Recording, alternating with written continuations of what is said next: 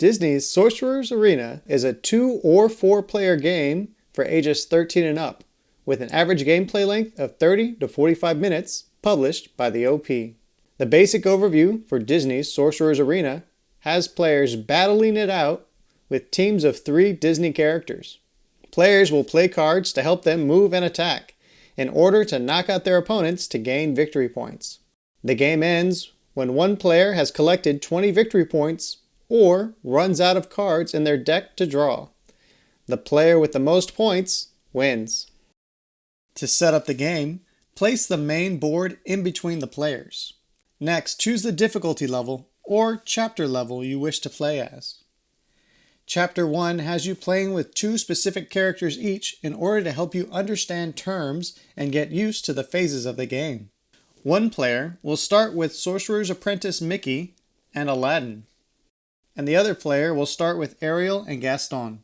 The player with Mickey and Aladdin will collect the base and standees, decks, and turn order tiles for each character, along with the 2 blue summoner indicator rings and 1 Chapter 1 reference card. The player with Ariel and Gaston will do the same and collect their matching base and standees, decks, and turn order tiles, along with 2 red summoner indicator rings and the Chapter 1 reference card. On the side of the board, determine the turn order. Each player will alternate placing 1 character tile facing the owner with that owner's color ring side face up. In this example, we have Mickey, then Ariel, then Aladdin, with Gaston at the end. And we will place the turn marker on Mickey, indicating he will go first. Put your characters together by placing the summoner ring on the base of that character with the arrow pointing at the highest number, indicating that character's maximum health. And then put the standee into the base. Each player will place both of their characters on the 2 blue forward locations in front of them. Place status effect tiles, status counters, and victory point tokens near the board. Finally, shuffle both your decks together to create a single draw deck for the game. Then draw 6 cards to create your starting hand. Starting with the first player, you will go through a few phases, and only the active character is able to be used on each player's turn. The starting phase will have you, in order, remove 1 status counter from each status effect on the active player, if any. Next, if the active player character is standing on one of the 3 golden victory point locations, that player will receive 1 victory point token from the supply. If the active character is knocked out, restore it to full health and return it to the board by placing it on one of the 3 spaces with the star on your side of the board. And finally, draw 1 card from your deck. You will then move on to your main phase. During your main phase, you have movement and action options. You may do one, both, or neither on your turn, and you may do them in any order you choose. In Chapter 1, you have 2 options when moving. You can use a standard movement, which allows you to move 2 spaces in any direction, or play an active character movement card. Movement cards have a green banner with an arrow in them to make them easier to identify. When played, follow the instructions on the card in order. For example, this card says Mickey can move up to 2 spaces and gain 2 magic broom. First, move up to 2 spaces, then find the magic broom status and place it next to the turn order tile and place 2 counters on it.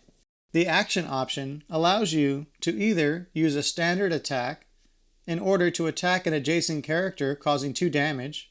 The other option is to play an action card, which has a red banner with a lightning bolt icon. Just like the movement card, follow what it says in order. On some cards, you will see this icon, which refers to direct effects, meaning a target must be chosen. Also, all standard attacks are considered direct effects. This symbol indicating indirect effects usually follows criteria, for example, all rivals in range 2 or all adjacent allies. Speaking of range 2, all characters have a range of 1, meaning the space adjacent, but some cards extend that and will say range plus a number to indicate how many spaces away they can affect. If at any time the character's health drops to 0, they are removed from the board and the rival summoner collects victory points equal to the number under the crown on that character's order tile. All status effects are then removed from that character, and they will remain off the board until that character's active turn during its starting phase. Finally, move on to the ending phase. If holding more than 6 cards, discard down to 6. Slide the turn marker down to the next character, and they will start their turn.